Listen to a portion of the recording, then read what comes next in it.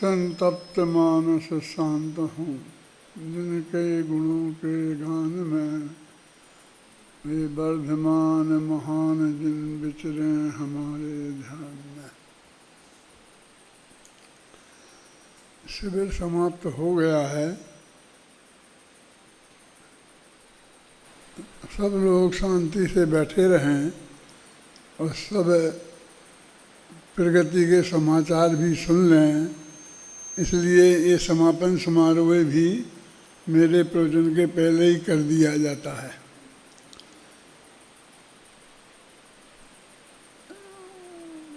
सात दिन से लगातार अपन समाधि का सार विषय पे बात कर रहे हैं। उसमें मैं एक बात आपसे कहना चाहता हूँ कि अभी जितनी भी शास्त्रों का अध्ययन यहाँ कराया गया, जितने भी विद्वानों के द्वारा, वो सब चारों अनुयोगों के शास्त्र थे। और चारों अनुयोगों के शास्त्र का अध्ययन इसलिए कराना जरूरी है कि एक विद्वान के लिए ही नहीं बल्कि हर आत्मार्थी को भी चारों अनुयोग का सामान्य ज्ञान अवश्य होना चाहिए। जैसे कर्मणानि योग का गुणस्थानों का ज्ञान, चरणानि योग का हमारी खान पान की सब चीज़ों की क्रियाओं का ज्ञान, ये ज्ञान होना बहुत ज़रूरी है। तो उसकी वजह से हम निरंतर इस बात की प्रेरणा देते रहते हैं हमारे सभी विद्वान कि हमें अपने खान पान को, रहन सहन को एकदम शुद्ध सात्विक रखना चाहिए प्रयत्नपूर्वक।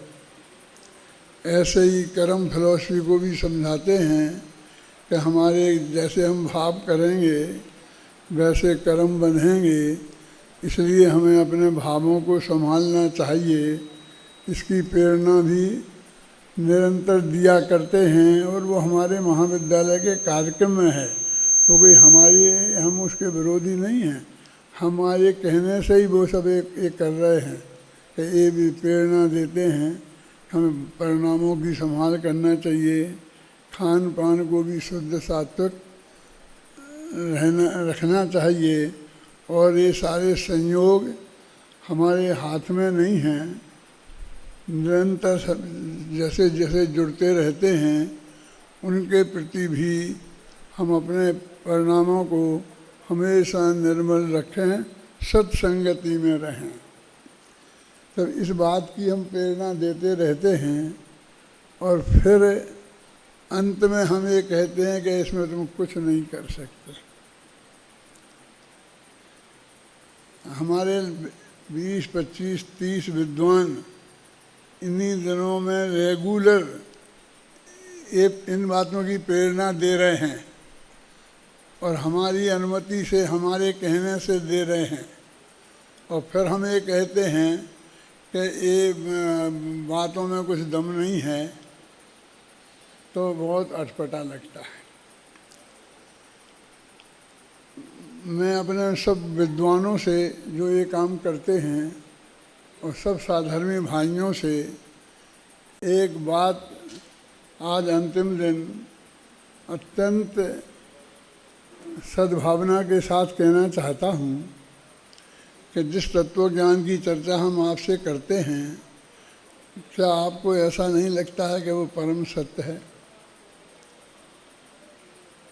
क्या इस बात में आपको शंका लगती है कि हमारे जो केवली भगवान हैं, जिन्हें केवल ज्ञान की प्राप्ति हुई है, उनके ज्ञान में सभी द्रव्यों की, भूतकाल की, वर्तमान की और भविष्य की कालें ज्ञान में नहीं आई हैं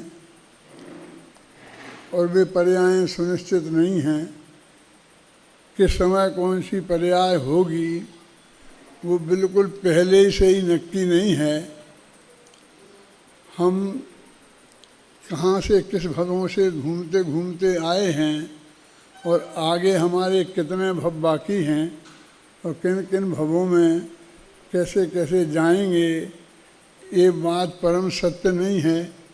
यहाँ तक कि हम इस समय किस ज्ञान के ज्ञेय को जानेंगे, ये भी हमारे परीक्षामुख सूत्र के माध्यम से हमने ये भी निर्णय किया है।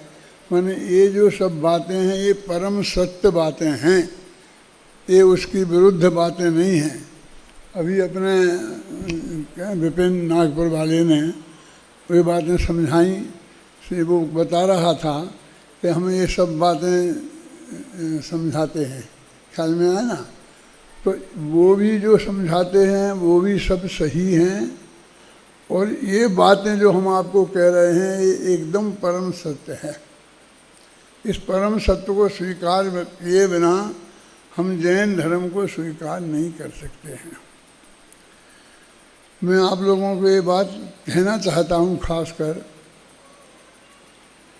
कि ध्यान का जो स्वरूप, ध्यान के बारे में जो अपन बात करते हैं, जिसका नाम शुद्धोपयोग भी है, जिसका नाम समाधि भी है, जिसके कम से कम 60-65 नाम बृहद्रव संग्रह की टीका में ब्रह्मदत्त सूरी ने लिखे हैं, वो सब चीज़ें ये परम सत्य नहीं है। माँ चिट्ठई, माँ जम्पई, माँ चिंतई, इसका नाम परम सामायिक है। माने ये बातें भी बहुत सर्वोत्कृष्ट हैं और परम सत्य हैं। ऐसा नहीं हम अनजाने में कुछ नहीं कर रहे हैं, आप लोगों को वो बातें सिखा रहे हैं कि हमारा शुद्ध सात्विक भोजन कैसा होना चाहिए, हमारा खान पान रहन सहन कैसा होना चाहिए, हमारा व्यवहार कैसा होना चाहिए, वो भी अत्यंत आवश्यक हैं। और ये बातें जो बता रहे हैं ये भी परम सत्य है। ध्यान का हमारा स्वरूप ही हमारे ख्याल में नहीं आया, और इन बातों में मैं जो अभी ज़्यादा गहराई से अनुभव कर रहा हूँ कि सब बातें हमारे विद्वानों ने पढ़ ली हैं, कोर्स में भी हैं, और उनको भी हमने ये सब सिखाई हैं, बताई हैं, पढ़ाई हैं। फिर भी वो गहराई से कि हमारे परिणाम सब नक्की हैं। जैसे कि हमारा अगला भव जाने का नक्की है, और शास्त्र में आया कि तीन भव तो आगे के हमें भामंडल में दिख जाते हैं, केवल ज्ञान में तो अनंत दिख जाते हैं। अनंत हों तो जिन्हें शीघ्र मोक्ष जाना है तो उनको तो अनंत होता ही नहीं है।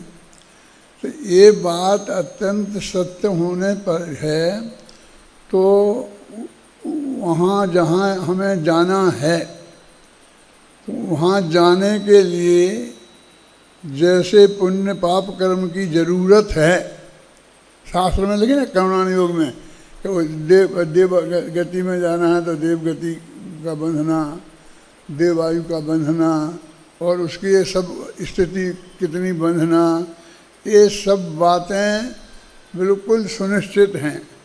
और वो कैसे भावों से बंधती हैं ये भी बिल्कुल नक्की है। तो अब मेरी समझ मैंने बहुत विचार करता हूँ कि फिर हमसे ये कहना कि अपने परिणामों को संभालो, सुधारो, इसका क्या अर्थ है? जब वो बिल्कुल पक्की है और नक्की है और उसमें रंच मात्र भी परिवर्तन करना संभव नहीं है, तो फिर उस उपदेश का क्या मतलब कि इन्हें करो, और करो का उपदेश के साथ में फिर ये तुम कर नहीं सकते हो, उसकी कर्तृत्व बुद्धि से अपने को हटाओ और बिल्कुल उसके भार से मुक्त हो जाओ। माथे पे उन्हें करने का भार मत रखो। तुम्हारी परिणति में तो वे नियम से होंगी ही, और उन परिणति के कर्ता तुम ही कहलाओगे ना, यह परिणमति सा करता। लेकिन हमारे माथे पर वो बोझा बना रहता है, ये सब जानने के बाद, ये सुनने के बाद भी, और हम उसके प्रयत्न में लगे रहते हैं, जबकि वो प्रयत्न कभी सफल होने वाला नहीं है। और वैसा मोटा हमें ख्याल में भी नहीं है। ना तो हमारे ख्याल में ये है कि हमको कौन सी गति में जाना है, कौन से स्वर्ग में जाना है, वहाँ कितनी स्थिति होगी, कैसे संयोग होंगे, ये बिल्कुल पता नहीं है। बस मोटा मोटा समझ लो ख्याल है कि ऐसी परिणति जिन जीवों की होती है वो देवगति में जाते हैं, मोटा मोटा ख्याल है। तो हमें पता ही नहीं है कि कैसे परिणामों से, कैसे भावों से होता है, हम काय के लिए प्रयत्न कर रहे हैं। और जो परिणाम होने वाले हैं हमें उनका भी पता नहीं है। तो ऐसे परिणाम ना हों और ऐसे परिणाम हों, इसका क्या मतलब है? मैंने इसकी पंक्ति में लिखा है कि हम तुमसे ऐसे परिणाम मत करो और ऐसे परिणाम करो, ये नहीं कहना चाहते हैं। और ये भी नहीं कहना चाहते हैं, हम तो ये कहना, एक करने का भार अपने माथे से उतारो, क्योंकि वो परिणाम तुम्हारे करने के विकल्प से नहीं होंगे, वो सहज होते हैं, वैसे होते ही हैं, उनकी परंपरा वैसी बंधी हुई है। और उसमें तेरे अपने माथे पर रंच मात्र भी बोझा रखने की जरूरत नहीं है, ये समझा रहे हम तो माथे का बोझा उतारने के लिए कह रहे हैं। एक कल्पना लोक में विचरण करने के लिए कह रहे हैं कि ऐसे विकल्प करने का, विकल्प इसमें भी तो ध्यान नहीं होता ना। आत्मा का ध्यान शुद्धोपयोग विकल्प में, निर्विकल्प अवस्था में होता है। तो हम भी तो उन विकल्पों को ही छोड़ने का कह रहे हैं, और फिर वो कहता है उन विकल्पों के छोड़ने के प्रयत्न में लग जाता है। तो हमें तो उसे पूरी तरह निर्विकल्प निर्भर करना है। प्रमोद जी ख्याल आ रही मेरी बात? तो हम ये कहते हैं उसका बोझा भी अपने माथे पे मत रखो, वो सब नक्की है, सहज है, एकदम सहज है। इसका नाम है सहजता। हमारे ख्याल में आए तो ये कब आएगी? जब वो वस्तु का स्वरूप जो हाथ पर रखे हुए आंवले के समान अत्यंत स्पष्ट है, वो हमारे ख्याल में आएगा और वो हमारे चिंतन की प्रक्रिया में आएगा, तब वो हमारा चिंतन रुकेगा। नहीं तो हम ये करने वाले के विकल्पों में लगे रहेंगे। देखो ये समझाने के लिए सारा उपक्रम हम करते हैं, सारी व्यवस्था करते हैं। इतना धन्यवाद देना पड़ता है हमारे जिन कुमार को, इसको उसको उसको, उसने ये किया, उसने ये किया। हम एक करते कहते परेशान हैं, किसी ने कुछ नहीं किया। अब ये हमारे सामने इतना गिना देता है कि इतने लोगों ने इतना इतना किया है, धन्यवाद हम देते हैं। तो इन दोनों में परस्पर विरोध नहीं है। वो जो कह रहे थे ना, क्या नाम, विपिन, ज्ञान के ज्ञेयाकारों का वजन नहीं होता है। वो ऐसे उसे डर लगता है कि ज्ञेय के आकार मेरे ज्ञान में आ गए, उससे मेरा ज्ञान मैला हो गया। वो आपको समझा रहे थे, बहुत कोशिश कर रहे थे कि अग्नि झलकने से ज्ञान दर्पण गर्म तो नहीं हो जाता है? अभी मैं पूछा, सामने धूल उड़े, वो गर्तन उस पर न जाए, कांच तक नहीं पहुँचे, लेकिन सामने धूल उड़े और उसका प्रतिबिंब दर्पण में आए, तो दर्पण मैला होगा कि नहीं होगा? हैं? तो वो उसकी धूल की जो धूलपना है वो भी उसमें जाएगा तो वो फीका भी दिखेगा, लेकिन वो फीका बिल्कुल हुआ नहीं है, वो उन ज्ञेयों का प्रतिबिंब है। तो तुम ज्ञेयों को ज्ञान में आने से घबराओ मत, ये समझाना चाहते हैं। वो जो समझाना क्या चाहते हैं, हमको ये डर लगता है कि ज्ञेय ज्ञान में आएंगे तो ज्ञेयों का असर कुछ ना कुछ तो पड़ेगा, तो कुछ ना कुछ तो ज्ञान मैला हो जाएगा, ऐसा हमें भय लगता है। तो वो वहाँ पर समझाया गया है। तो ये जो अत्यंत तत्व की बातें हैं, और ये सब बातें गुरुदेव श्री ने भी बताई हैं और शास्त्रों में भी हैं, और हम भी बताते हैं, और अब तो बेटा तुम भी बताते हो। अभी कोई भी विद्यार्थियों से कहीं भी प्रवचन सुन लो उनके तुम, तो वो ये बात उनके में आए बिना रहती ही नहीं है। ये बार बार हमसे तो लोग कहने सहजता का बात है, सहजता का वातावरण चल रहा है का क्या मतलब है? वातावरण चल रहा मैंने क्या? सब जगह वही वही वही वही की बात चल रही। हमको तो वो सुन करके प्रसन्नता होती है, लेकिन मैं ये कह रहा हूँ उसके बावजूद भी अभय जी मेरे को ऐसा दिखता है, अनुभव में आता है कि हम अभी उस पर जितनी दृढ़ता से चलना चाहिए हम चल नहीं पा रहे। हमारे अंदर वो कमजोरी है। वो भी मैंने विचार किया है कि सब हमारे शास्त्रों में भूमिका के अनुसार जिस भूमिका में जैसे विकल्प आएंगे वो हम उन्हें आने से रोक नहीं सकते। तो उसके लिए भी हमने जवाब दिया है। अपनी जो एक किताब कविताएं लिखी हैं ना, निकाल सकता है? निकालो। कि ये है, उसमें मेरा गला भी सूख जाता है, इसलिए भी बुलवाता हूँ कि दो मिनट में मुझे आराम मिल जाए। बोलो। हाँ, कि तुमको ऐसा विकल्प आ जाए तो कोई चिंता मत करना, कि नहीं विकल्प को रोकने का विकल्प भी आ जाए तो उसे भी जान लेना, उसको भी तुम चिंता नहीं करना। हाँ, पढ़ो। भूमिका के अनुरूप विकल्प होए तो उनको रोके कौन, रोकने का विकल्प भी उठे यदि उनको भी रोके कौन। अरे अनुसार भूमिका के हमें आते हैं जो भी भाव, ज्ञान के गेय बना लेते सहज ही सब प्रकार के भाव। यद्यपि एक आत्मा ही हमारे लिए निरंतर मोक्ष, तथापि ये विकल्प के जाल कभी भी हो जाते हैं मोक्ष। सहज स्वीकृति ही तो है अरे लोक में एकमात्र शनो मार्ग। प्रभु श्री बाहुबली जी इसे छोड़ है और सभी उनो मार्ग। ये जो है कहते हैं कि विचित्र बात तो ये है कि ये विकल्प हमें नहीं उठना चाहिए, और हम ऐसा सोचते सोचते विकल्पों के जाल में उठने लगते हैं। तो हम क्या करें? तो वो कहते हैं कुछ नहीं करो, उठने दो।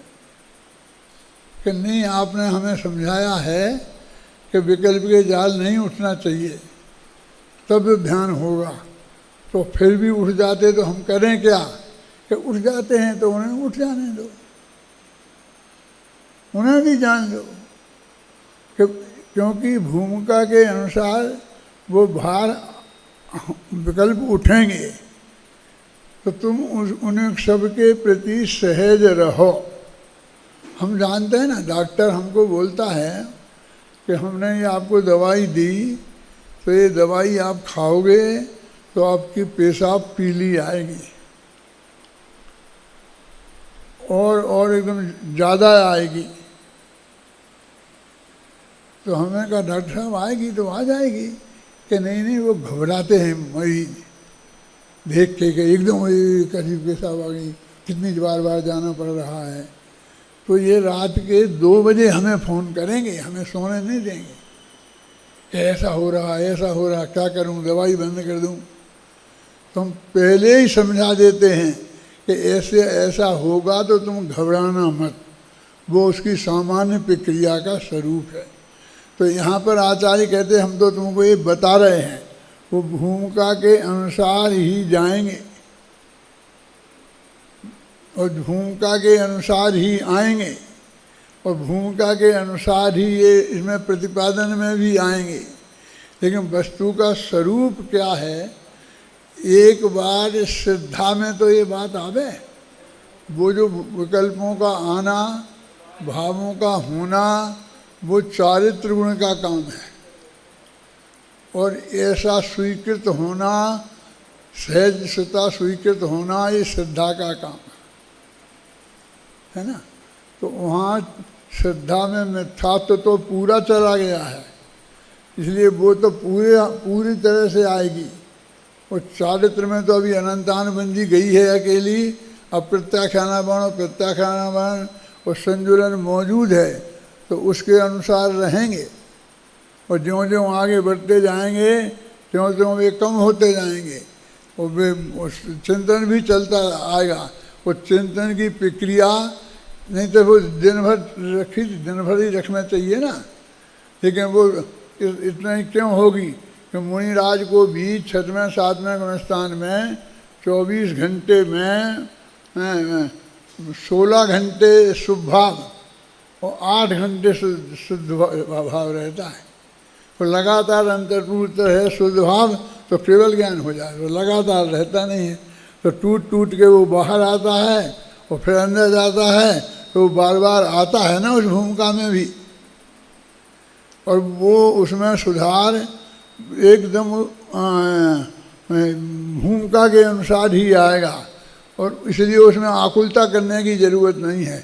उस आकुलता का निषेध करते हैं, वो तो भूमिका के अनुसार होगी, लेकिन उसकी आकुलता हमें नहीं करना है।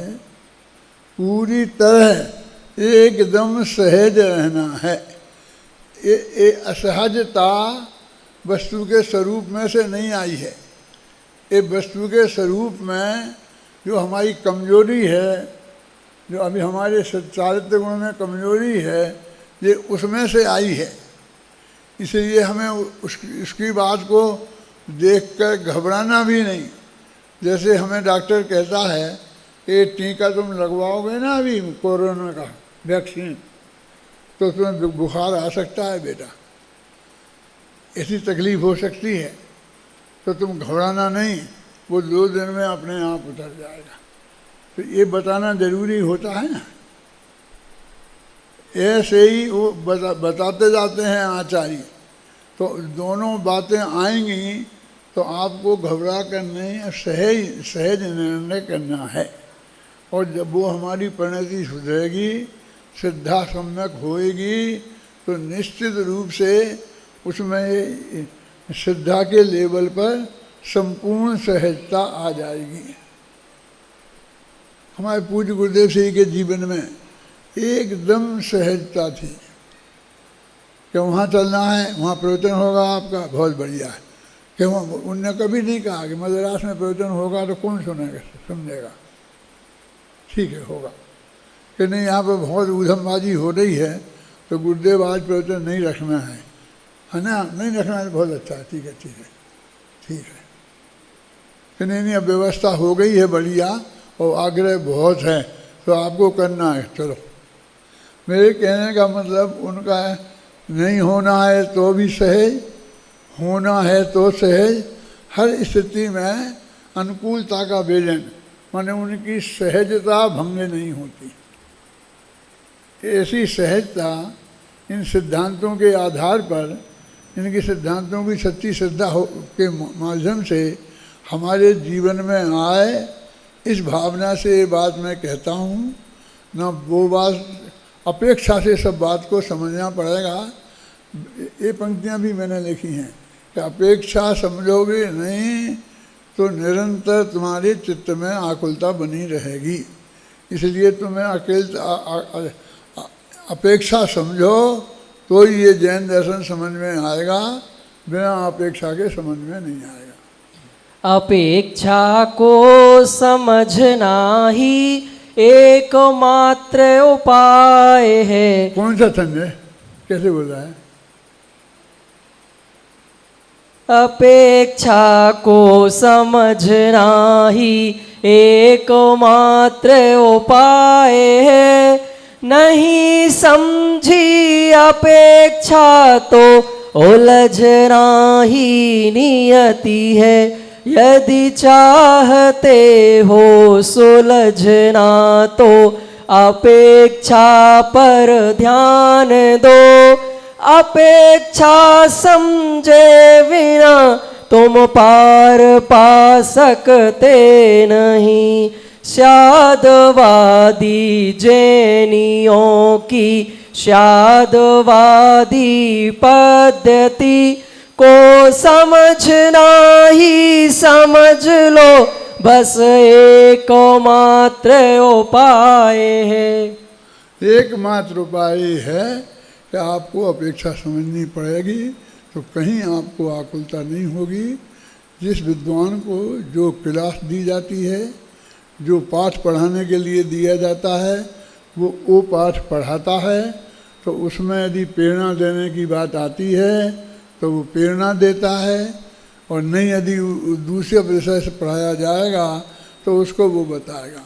तो इसलिए जैन धर्म का सर्वांग अध्ययन हो। महाविद्यालय में तो ऐसा करते ही हैं।